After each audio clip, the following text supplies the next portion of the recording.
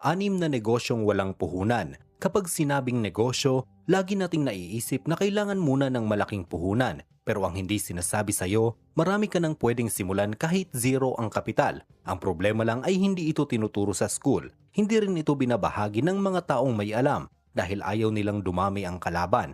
Dahil sa Pilipinas, kompetensya ang unang pumapatay sa negosyo. Pero ngayon, ibubunyag ko sa inyo ang 6 na negosyong walang puhunan na pwede mong simulan. Gamit lang ang oras, internet, at skills na meron ka na. Kaya kung seryoso ka sa pag-asenso, ay suggest na tapusin mo ito hanggang dulo dahil baka isa sa mga babanggitin ko ang magiging susi ng pagyaman mo. Ang number 1 ay YouTube content creation. Malaki ang kita dito. Kapag naririnig ang YouTube content creation, ang iniisip ng karamihan ay kailangan ng mamahaling camera, editing software, at studio setup. Pero ang totoo, hindi mo kailangan ng kahit anumang puhunan para magsimula. Kasi ang pinakamahalagang kapital dito ay oras, kwento, at diskarte. Kung meron kang cellphone at internet, pwede ka nang gumawa ng content. Hindi mahalaga kung gaano kaganda ang camera mo. Ang mahalaga ay kung ano ang alam mo at kung paano mo ito ibabahagi sa iba. Tingnan mo yung mga creators na sumikat noong pandemic. Karamihan nasa bahay lang, cellphone lang ang gamit, pero libo-libo ang views. Dahil lahat ng tao ay may karanasan, may natututunan, mayroong pwedeng i-share, at madami din ang gustong matuto na naghahanap ng video. Ang YouTube ay hindi negosyo ng mayayaman. Ito ay negosyo ng mga taong consistent. Kapag nagsimula ka, wala ka pang kikitain, wala ka pang fans, wala pang naniniwala sa'yo. Pero habang ginagawa mo ito araw-araw, kahit simpleng video lang, kahit pangit paminsan, natututo ka. At habang natututo ka, gumaganda ang content mo. Ang pinakamagandang parte dito, hindi mo kailangan magbenta, hindi mo kailangan mangutang, hindi mo kailangan maglabas ng puhunan. Platform mismo ang nagbabayad sa iyo. Kapag naabot mo ang 1,000 subscribers at 4,000 watch hours, mamomonetize ka na at pwede ka nang sumahod. Pero ang sahod na yan, pwedeng maliit sa simula hanggang sa dumating ang video na papatok. At kapag may isang video na nag-viral, pwede niyang baguhin ang buhay mo. Yun ang magic ng YouTube. Isang video lang ang pagitan ng dati mong buhay at bago mong buhay. At ang puhunan mo ay hindi pera, kundi oras, dedikasyon, pag-aaral at pagpapakatotoo. At ang pinakasikreto ay ang pagiging consistent at pagiging creative. At dahil madami ang nagre-request sa huling video natin kung paano nga ba ang diskarte at paano nga ba makapagsimula maging content creator, ayan na at ibinahagi ko na sa inyo. Ang YouTube content creation ay isa sa pinakamalakas na negosyo na walang puhunan dahil wala kang binibili. Ikaw ang produkto, ikaw ang nagmamay-ari ng brand at habang tumatagal, tumataas ang value mo. Kaya kung naghahanap ka ng negosyo na talagang kayang simulan kahit ngayon, YouTube ang isa sa pinakamaganda. Dahil dito, bawat minuto na binibigay mo ay may balik. At ngayon, ang tanong na lang ay, kailan ka magsisimula? I-comment mo ito sa baba. Ang number 2 naman ay online freelancing, Facebook, Upwork o Fiverr. Isa sa pinakamalakas at talagang walang puhunan ay ang online freelancing. Dito, ginagamit mo lang ang skill na meron ka na. Pagsulat, pag-edit ng video, graphic design, pag-manage ng social media, paggawa ng logo o kahit simpleng data entry. Hindi mo kailangan ng opisina, tindahan o stocks. Laptop at cellphone lang ay sapat na. Pwede kang magsimula sa Facebook. Gumawa ka lang ng post na nag-o-offer po ako ng video editing, layout, admin support. PM lang po kayo kung kailangan nyo. Makakatulong din kung sasali ka sa mga freelancers groups sa Facebook. Doon, araw-araw may naghahanap ng editor, caption writer, virtual assistant, at marami pang iba. Kung ready ka naman ng mas professional approach, punta ka sa Upwork o Fiverr. Ito yung mga international platforms kung saan nagbabayad ang mga kliyente ng dolyar. Gumawa ka lang ng profile, ilagay ang mga sample na gawa mo, pwedeng kahit practice works lang, at pwede ka nang magsimula. Ang maganda sa freelancing, skill ang puhunan, hindi pera. Habang tumatagal at dumadami ang satisfied clients mo, tumataas din ang rate mo. From 200 pesos per hour, pwedeng maging 500 o 800 pesos hanggang 1,500 pesos per hour. Depende sa galing mo. At dahil online ito, pwede mong gawin kahit nasa bahay, kahit may anak, kahit may iba kang trabaho. Kaya sobrang daming Pilipino ngayon ang kumikita ng 30,000 hanggang 120,000 pesos per month sa online freelancing. Walang tindahan, walang stocks, walang puhunan, skill lang at internet. Kaya kung naghahanap ka ng negosyo na walang puhunan, ito yung pinakamadaling simulan, ang online freelancing.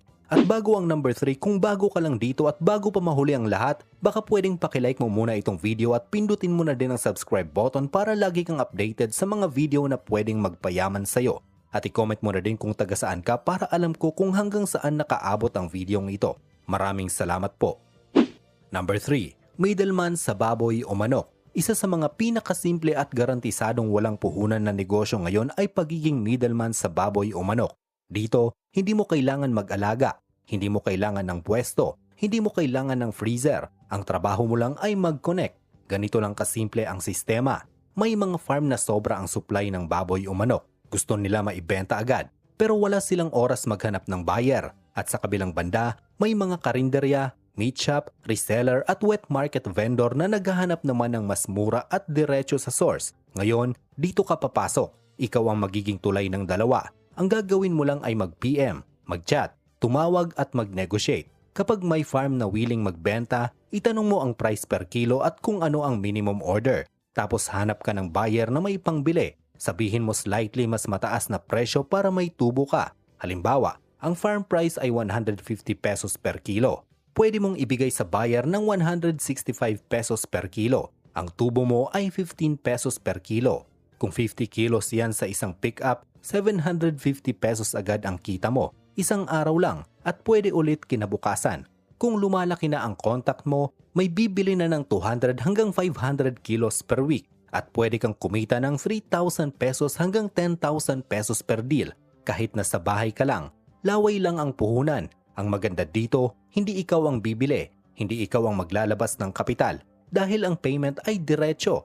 Buyer ang magbabayad sa farm. Farm ang magdi-deliver or ipipick up ng buyer. Ikaw ay may komisyon agad. Kaya sa panahon ngayon, kung marunong kang makipag-usap at hindi nahihiyang mag-PM, kaya mong maging middleman at kumita pa ulit-ulit.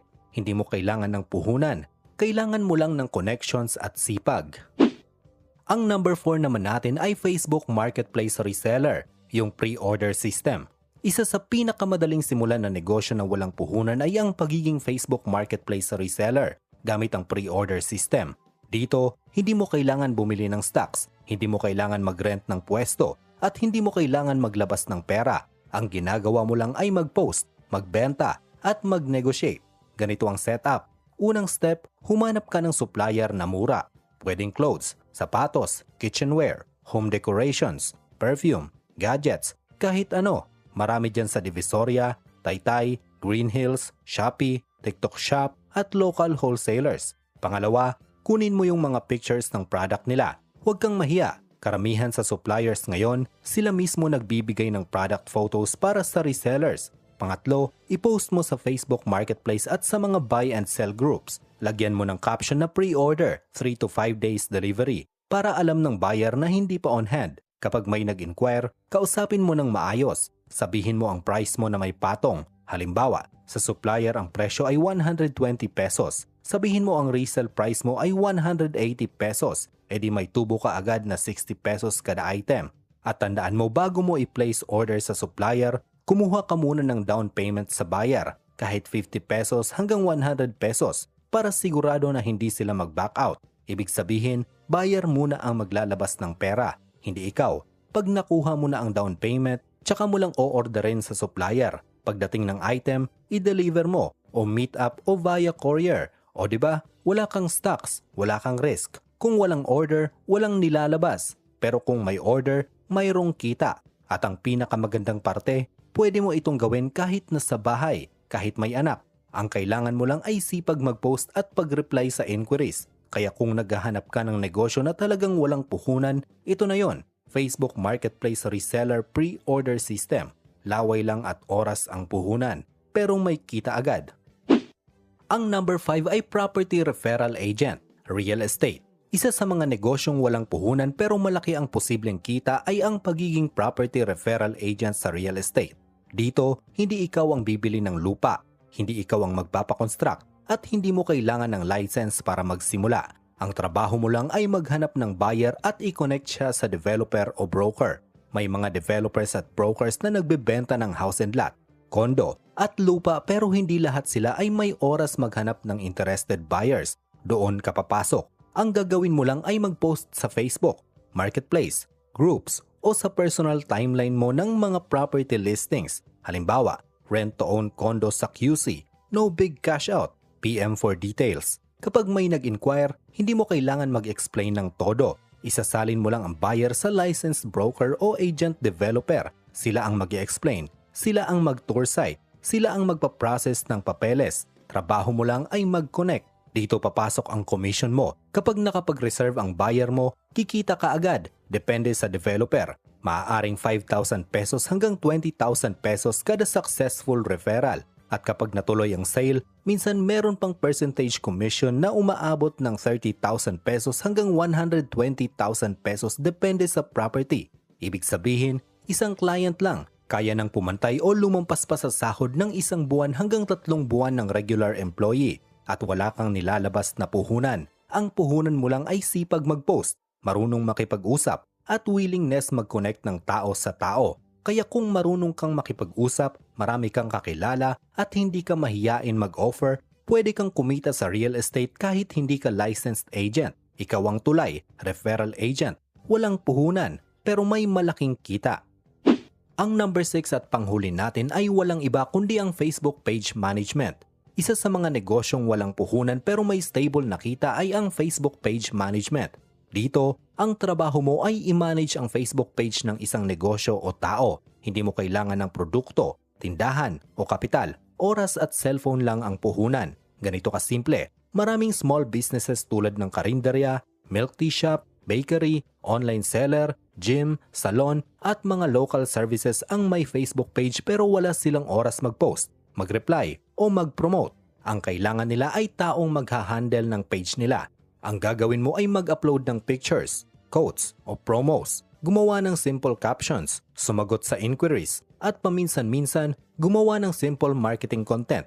Hindi mo kailangan maging sobrang galing. Kahit basic Canva editing, marunong mag-reply ng maayos at consistent mag-post, pupwede ka na. Sa simula, pwede kang mag-offer ng 1,500 hanggang 5,000 pesos per month kada page. At ang maganda dito, pwede kang mag-handle ng 5 to 10 pages ng sabay. Ibig sabihin, pwede kang kumita ng 10,000 pesos hanggang 50,000 pesos per month kahit nasa bahay lang. At habang tumatagal at gumaganda ang resulta mo, pwede mong itaas ang rate mo. May mga social media managers na kumikita ng 30,000 pesos hanggang 120,000 pesos per month at working online lang. Kaya kung marunong kang mag-Facebook, marunong kang mag-post at hindi ka nahihiyang kausapin ng tao, kaya mong simulan ang Facebook page management business. Walang puhunan, oras, sipag at consistency lang. At yan ang 6 na negosyong walang puhunan na talagang pwede mong simulan kahit saan at kahit kailan. Lahat ito, simple lang ang prinsipyo. Hindi pera ang puhunan, kundi oras, effort at pakikipag-usap. Hindi mo kailangan ng malaking kapital para makapagsimula. Minsan, ang kailangan lang ay unang hakbang. Kung kaya ng iba, kaya mo rin. Simulan mo sa maliit, pero simulan mo na ngayon. At kung nagustuhan mo itong video ay huwag mo na